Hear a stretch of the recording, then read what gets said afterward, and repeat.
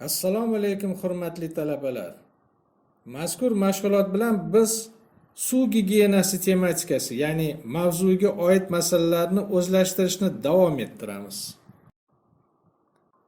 Mashg'ulotimizning umumiy mavzusi havzalardagi suvning organik ifloslanish ko'rsatkichlarini tekshirish usullari. O'quv mashg'ulotimizning maqsadi bu talabalarda suvning organik ifloslanishining fiziologik, gigiyenik va epidemiologik ahamiyati tushunchalarini shakllantirish. Amaliyotda bu bilimlar qachon kerak bo'ladi? Bu bilimlar sanitariya-gigiyenik, sanitariya-epidemiologik amaliyotida qachonki suv havzalari ichimlik suv manbai sifatida tanlash jarayonida sanitariya shifokori uchun alohida ahamiyatga ega.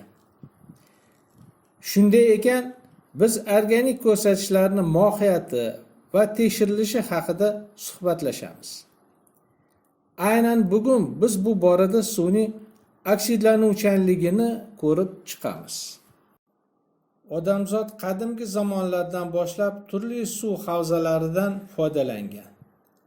Ammo oxirgi 2-3 asrlar mobaynida fan texnika rivojlanishi bilan birgalikda atrof muhitimizga antropogen zararlanishni ulushi ham ko'paygan. Shuni aytish o'rinliki, ayniqsa hozirgi zamonda ochiq suv havzalarining ifloslanishiga olib keladigan turli sabablar mavjud. Ulardan eng muhimi va xavfliligi bu antropogen ifloslanishlar. Ya'ni odamzod ish faoliyati va shu jumladan turli maishiy xizmat ko'rsatish korxonalarining ishi natijasida kelib chiqadigan ifloslanishlar va hokazo.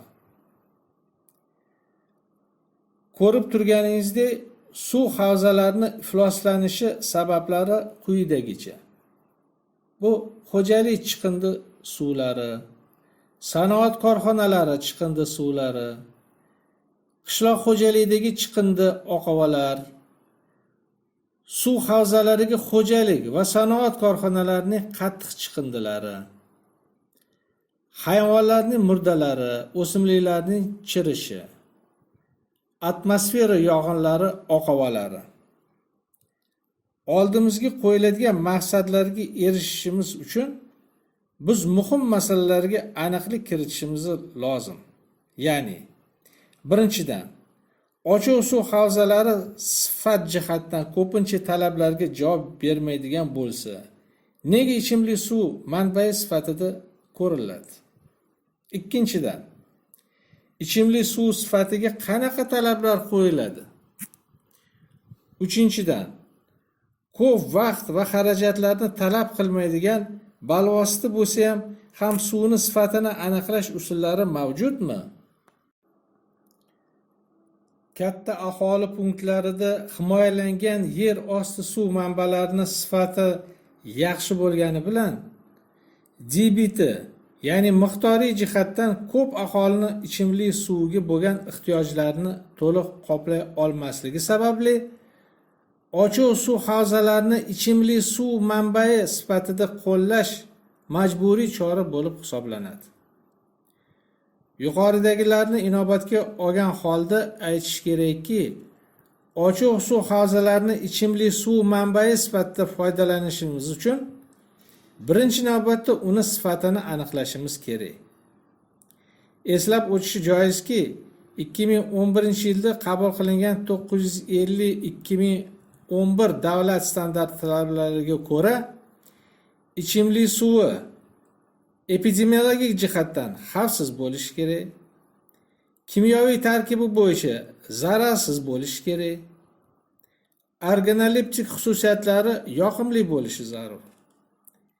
Radioaktiv va toksik moddalarning miqdori me'yordan oshmasligi kerak. Demak, ichimlik suvini epidemiologik jihatdan xavfsizligi suvdagi organik moddalar va ular o'zida tutgan patogen va boshqa mikroorganizmlarni ko'pligiga bog'liq. Buni esa biz qisqa vaqt ichida no-bakteriologik izlanishlari bilan aniqroq suvning oksidlanuvchanligini tekshirib bilishimiz mumkin. Ya'ni qanchalik suv havzidagi permanganat oksidlanishi yuqori bo'lsa, birinchidan, shunchalik suv organik moddalar bilan ifloslanganligidan dalolat beradi. Ikkinchidan, bu havzadagi suvdan ichimlik suvi manbai sifatida foydalana olamizmi? Yo'qmi? Va nihoyat, ichimlik suvi darajasiga yetkazish uchun qanaqa tozalash va zararsizlantirish usullaridan va vositalaridan foydalanishimiz mumkin? Laboratoriya ishini olib borishimiz uchun biz quyidagi vositalardan va laboratoriya sharoitidan foydalanishimiz darkor.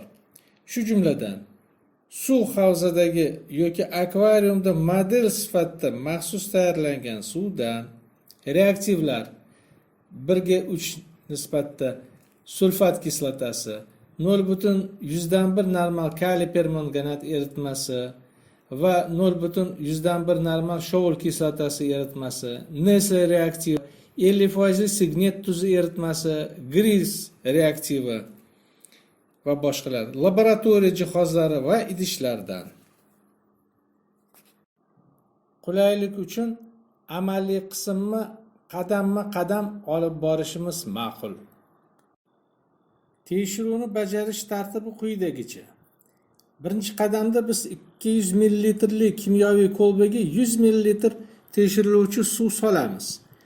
5 ml 25% sulfat kislotasini qo'shamiz va 10 ml kaliy permanganat eritmasini solib qaynatamiz. Qaynatish davomiyligi 10 daqiqa. Ikkinchi qadamda qaynatish oxirida eritma pushti rangda qolishi kerak. Agar suv rangsizlanib ketsa yoki sariq rangga o'tsa, bu solingan kaliy permanganatning kam ekanligidan dalolat beradi. Chunki u ajratgan kislorod suvdagi organik moddalarni to'liq oksidlanish uchun yetarli bo'lmagan. Bunday holatda kolbaga yana 10 ml kaliy permanganat eritmasi solib, yana 10 daqiqa davomiyligida qaynatiladi. Kolbaga solingan kaliy permanganatning umumiy miqdori aniqlanadi. Uchinchi qadam. Kolbani plitkadan olishi bilan unga 10 ml 0,01 normal shovul kislotasi eritmasi solinadi. To'rtinchi qadam. Shovul kislotasi organik birikma hisoblanadi va issiq kislotali muhitda qolgan kaliy permanganat bilan oksidlanishga uchraydi. Shuning uchun kolbaga shovul kislota solinganda kolbadagi eritma rangsizlanib ketadi. Eritma rangsizlangandan keyin kolbada oksidlanishga ulgurmagan bir qism shovul kislotasi qoladi.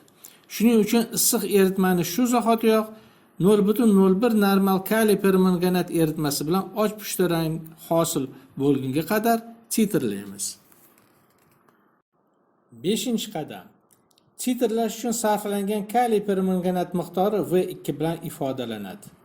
Kaliy permanganatning titrini aniqlash uchun shu kolbani o'ziga yana 10 ml shovul kislotasini solib, yana kaliy permanganat bilan och pushti ranggacha titrlanadi. Bu V3. Suvning oksidlanuvchanligi quyidagi formula orqali hisoblanadi.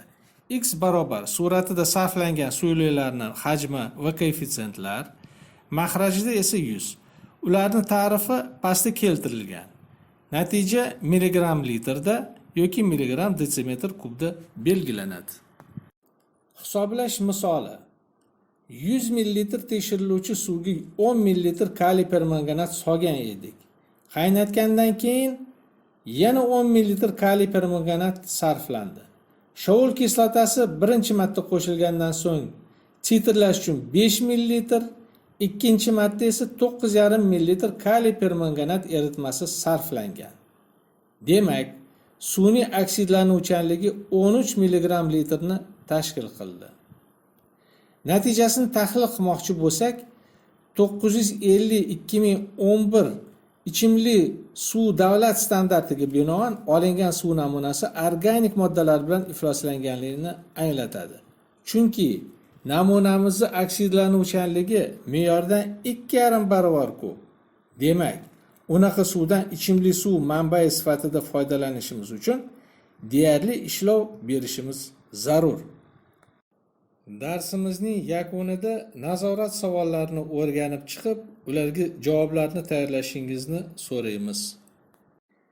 Tavsiya etilgan adabiyotlarni o'qib chiqsangizlar, suv gigiyenasiga oid masalalarni chuqurroq o'zlashtirasiz degan umiddamiz. E'tiborlaringiz uchun rahmat.